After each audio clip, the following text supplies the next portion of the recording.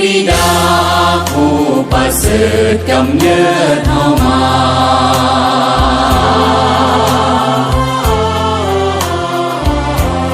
เหมือนมารดาทุ่มกายาให้กายอบอุ่น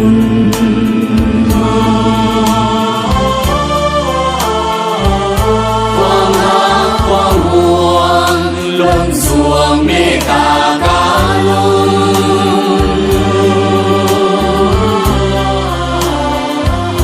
หากมีบุญคุณ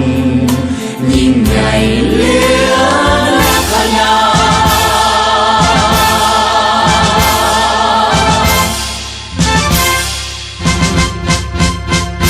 คือทวนไฟไทยสว่างทั่วแผ่นดินลา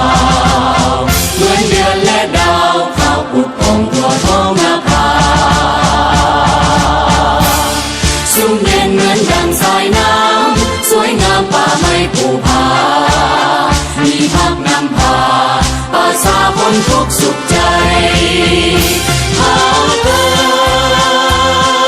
ดพักป่าสาสนปฏิวัติเราผู้เก่งกล้าอาถรรพ์สานใสนำพาชาติลาวเราไปสู่จุดหมายเข้มแข็งหังมีย้อนมีภาคชาติลาวได้มีวันนี้ขอจดจำคุณงามความดีจงรักภักดีเทิดทูนพระเอ๋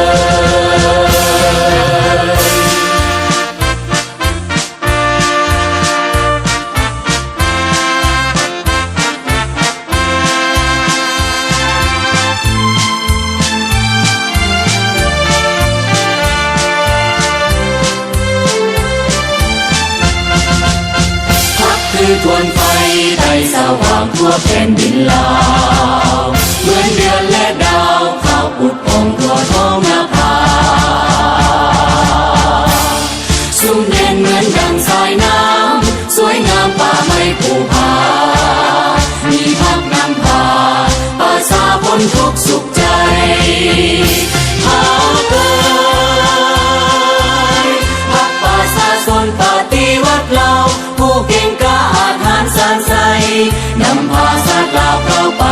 สู่จุดหมายเข้มแข็งหังมี